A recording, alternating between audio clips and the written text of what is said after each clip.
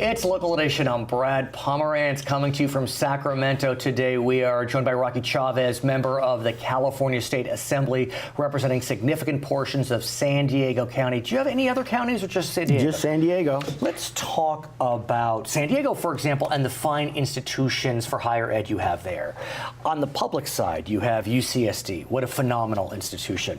That costs now about $12,000 a year. That's just tuition. San Diego State, another phenomenal institution. That costs about $5,000–6,000 a year. You add that up, you add in room and board, it can get expensive. What do you see in terms of higher education and the increasing costs? It's one of the topical issues up here in Sacramento right now. As you know, debt for students is not just a California thing, but a national thing. And what I think California needs to do is being done in many other universities across the country and being done in the privates, and that is ensuring that students get out of college within 4 years. And I want to go there, but the debt crisis is dramatic. I mean, what we know is this year, 44 million Americans hold $1.4 trillion in student loans. That's more than even credit card debt nationally. Average student debt is about $37,000, and a quarter of students are either late or in default, meaning after they graduate. It's a dramatic challenge. And the challenge is to make sure to look at the efficiencies of the schools. Right now, students are taking 5.7 years to get a 4-year degree. Right. And every year they're staying in school, they're not just paying the tuition, they're also paying their room and board, plus they're losing the opportunity to make money to start paying down the debt. And you know as well that during the recession, especially on the community college level, we saw classes being cut, sections being cut, so kids that wanted to go, I don't know, from Maricosta, let's say, in San Diego County to San Diego State, it would take them 3 years to get their AA as opposed to 2, and then they get to San Diego State, there'd be fewer classes, then it would take another 3 years, so there's 6 years before they get their degree. Now, it's a little better now that we're out of recession, but we still face challenges in completion. And actually, it was more like 6 to 8 years. It was even longer when we had in the Depression. But what we've done is some really dramatic changes. For example, in Maricosta, you can go there and actually get a certificate, go in the pharmaceutical industry, which we couldn't do before. Well, Maricosta is amazing because they're offering a bachelor's degree in biomanufacturing. That would be my next point. Yeah, so forgive me. So now they're getting a bachelor's degree, and those jobs are paying anywhere from 65 to six-figure income. Fantastic. So we are changing the way education relates to jobs in the economy, and not everybody needs to be an English major, literature major, which I am. And I'm good. Who knew? But you could find yourself with one of those degrees and working at a barista. Right. Where if you come out with a degree from Maricosta in the pharmaceuticals, and you'd be employed. Now, it's interesting. The UC system is looking to develop 3-year degree programs. It's a plan. We'll see if that marches forward. But let's talk about the issue more broadly, because there are a lot of discussions about trying to eliminate student debt. We know that former Second Lady Jill Biden has been and still is spearheading a free community college program. Even I think San Diego Community College District may have like something called the San Diego Promise for the first year. But now we're moving even into, I don't know if it's free college, but the Democrats are looking towards a debt-free college plan. Is that a fair way to say it, sir? At a $1.6 billion expense, which we don't have, and as the discussion in Sacramento is, there's only so much money that we have. And with the change in health care coming out of D.C., if we maintain where we want to go with health care, you're not going to be able to do it in education. So you're going to have education against health care. And my argument has always been, if we ensure people have a good job, they can pay for their own health care. But they can't get a good job without a good education. And the problem is not throwing more money at it, like the Democrats want to do.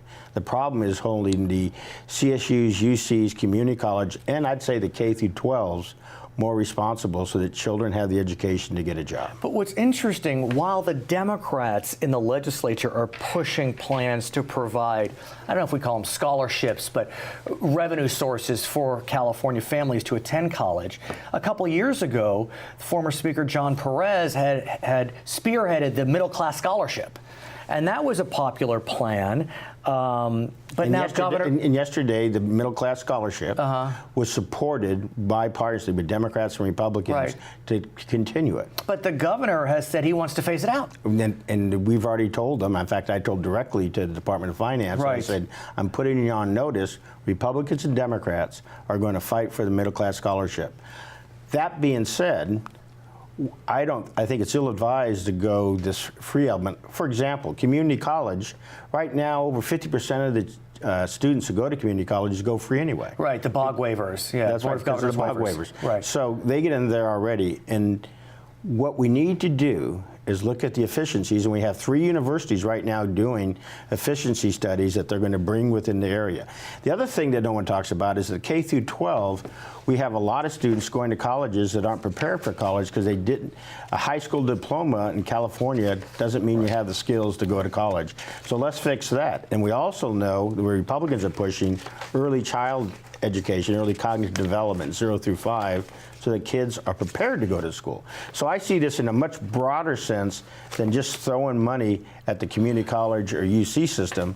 Let's fix the 0 through 5. Right. Let's make sure 1 through 3's school is good, because we know that's where kids learn the basics to be successful in K through 12. And then we make sure the kids, when they graduate the high school diploma, means something, so that they can either go to a trade or they can go into college. We only need, society-wise, about 25–30% of the students anyway to go to higher ed to make society work. At the same time, what's a little, there's like a cognitive dissonance on this issue. While the legislature is looking at trying to create solutions to develop debt-free college, we have the UC system announcing that for the first time in 5 years, they want to increase tuition by 2.5% for residents. We know the Cal State system is also announcing that they want to increase tuition. So, I mean, how do you, on the one hand, have our 2 grand systems announcing increases, but on the other hand, you have the legislature trying to offset the cost? It seems like we're not talking. I mean, well, if you look at the whole issue of the UCs, as you know, are economic engines of innovation. The reason San Diego does so well is because the UC system there and the hospital areas. In California, the Assembly and the governor do not pay 100% for that UC. We pay around 20%. So that other 80% is coming from other sources. But we are telling them, you can't raise your rates. You can't bring in foreign students, even though we're at the lowest level of any of the other major universities in the United States. Virginia, Michigan, they accept a lot of out-of-staters as well. And so we put all these restrictions on the UCs, and but then we're saying your rates got to be flat. And I ask you, tell me one business, one activity that has not raised the rates in 5 years. Yeah, I mean, I hear you, but like you said, I mean, $12,000 is a lot of money for a family making $60,000 a year, and that if a doesn't family makes $60,000 a year, then there are programs to ensure that they have the money to get through there. So the bottom line is this: I think the Democrats are taking a very topical issue and trying to make it a political statement. It sounds good, but it doesn't solve the problem. Is there a way for you, I mean, you have good relations with the Democrats, is there a way for you to kind of talk to them and try to create a bipartisan solution on this? Actually, I thought we did 2 days ago in the budget committee meeting, because in that discussion we started dealing with the facts of the issue. And as I told them, I said, we've done a lot of changes in the community colleges holding responsible. We've made a lot of changes in the CSUs, and we put some real standards in the university system. Let's allow those changes to continue on. As I used the example, I said, it's like setting a foundation. The cement is not dry, and you guys are already putting more stakes on it and more challenges, and the foundation's going to fall. He is Assemblyman Rocky Chavez. My name is Brad Pomerance, coming to you from Sacramento. It's Local Edition.